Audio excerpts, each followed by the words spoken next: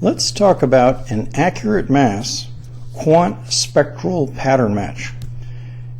You may have run across this in unit mass, very common in GCEI, to use a spectral library match score to build confidence in your results.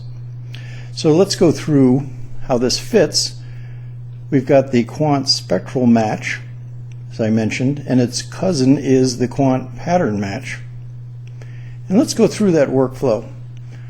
We've got our standard quantitation with our targets, and in addition, seamlessly integrated, we're going to provide you with a spectral match, which is taking the spectra from the target peak. Average spectra is taken and matched against a spectral reference library, which typically comes from fragmentation spectra, acquired spectra, and that is going to produce a library match score. A dot product algorithm is used to compare the actual with the reference. As an upshot, you will get, in addition to the final concentrations, you'll get a spectral match score, which can be used to increase your confidence in your quantitation result. Let's go through setting up the library for the match score. I encourage you to use the outlier library match score, and you can set that up by going to the outlier section and then assigning some minimum library match score. Now the next part is interesting, how to set up and create a spectral reference library. Well, the first way would be to take your reference sample, that's what's done in this example, and take the spectra from a strong calibration sample, creating your reference spectral library.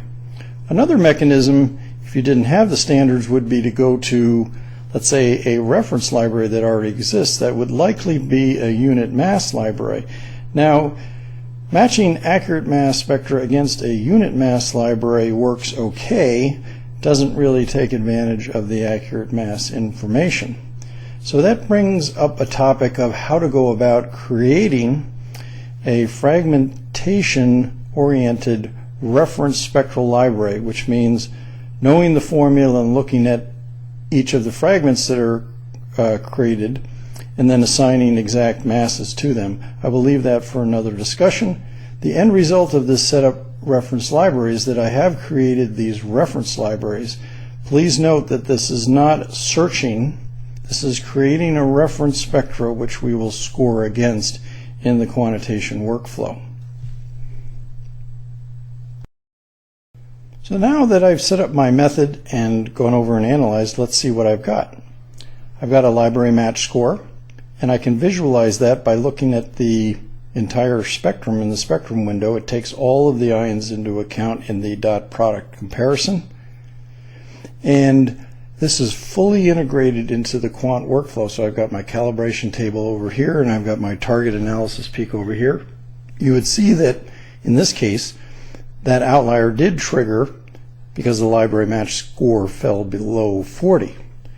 So if I take a look and zoom in, I can see from the target point of view, I've got my qualifier ratios, which you're used to seeing the chromatographic outline of, and I'm using these ions that are in this cluster.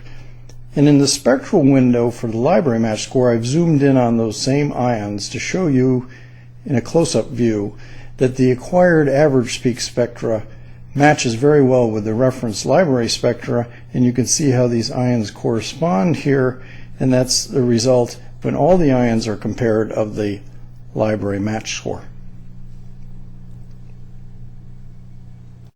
All right, let's take a look at the demo.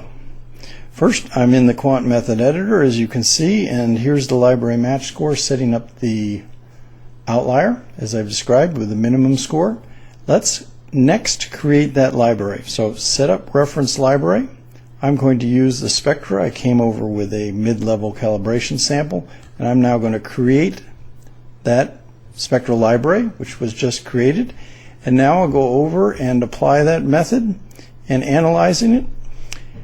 While it's doing that, a remark about library match scores in general is that if you've got a lot of background and there's a lot of ions that happen to be in your spectra, that could have deleterious effects on your library match score if you've taken your reference spectra from what I call pure calibration.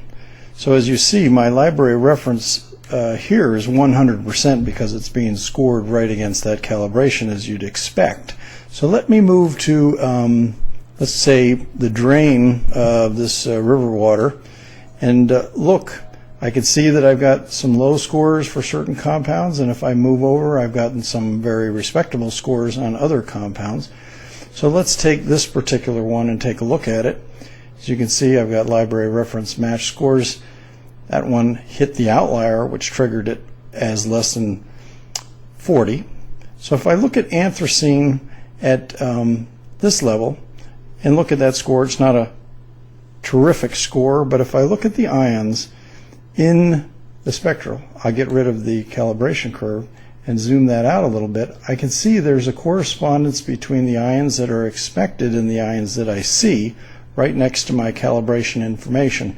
And as I move through these compounds, I can see that same information along with the library match score, providing me evidence that that is the correct compound. Thank you for your attention.